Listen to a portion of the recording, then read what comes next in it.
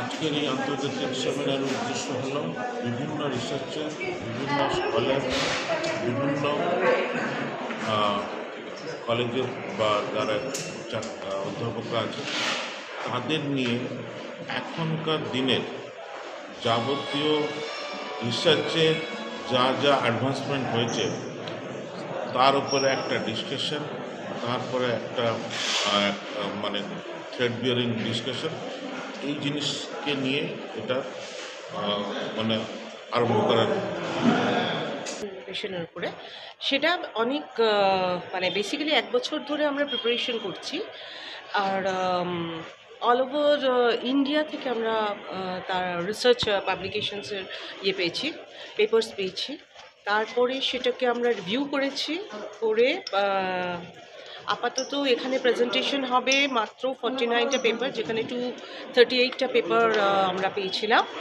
সেখান থেকে একটা 21% আমাদের অ্যাকসেপ্টেন্স রেট হয়েছে কনফারেন্সে, এবং যেগুলো এখানে অ্যাকসেপ্টেড হয়েছে সেগুলো স্প্রিঞ্জারে, দ্য স্প্রিঞ্জার নেচার, যেটা জার্মানির, সেখানে publish. We will have the honor to have a number of invited guests from abroad that really significant.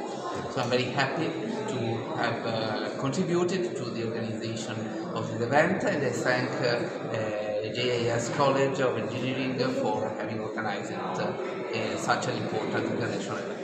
আর কনফারেন্সটার মাধ্যমে অবশ্যই আমাদের মেইন টপিক ছিল smart system. So smart system তো এখন সব জায়গাতেই আমাদের জীবনের মধ্যে একটা পার্ট হয়ে গেছে। তো সেই স্মার্ট সিস্টেম কী করে সবার লাইফকে আরও স্মার্ট বানাতে পারে, এই জিনিসটা স্টুডেন্টরা এখান থেকে ভালো করে শিখতে পারে। কতদিনের এটা কোর্স? এটা 2 দিন। এটা অত্যন্ত উপযোগী। তার সঙ্গে ওয়্যারলেস কমিউনিকেশন মানে কি? ওয়্যারলেস মানে যেখানে কোনো তার নেই।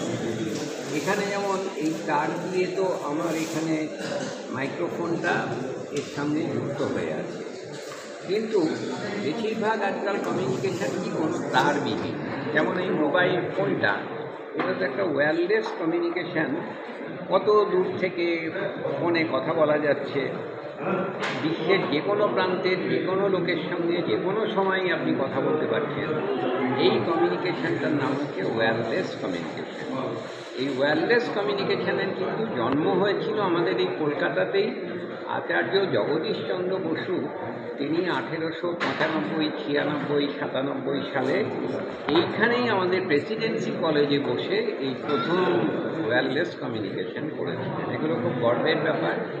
আমি খুব আনন্দিত যে JIS college of engineering Kalyani তারা আজকে এই একটা অত্যন্ত গুরুত্বপূর্ণ বিষয় আলোচনা করার জন্য দেশ বিদেশের বিভিন্ন প্রান্ত থেকে অনেকে এসেছেন, এবং আজকে এবং কালকে 2 দিন ধরে এখানে বিভিন্ন বিষয় নিয়ে স্মার্ট সিস্টেম কী করে ডেভেলপ করা যাবে, কী করে আমরা ওয়্যারলেস কমিউনিকেশান করব, এই করার জন্য কি কি অসুবিধা ফেস করতে হবে, সব নিয়ে আলোচনা হবে।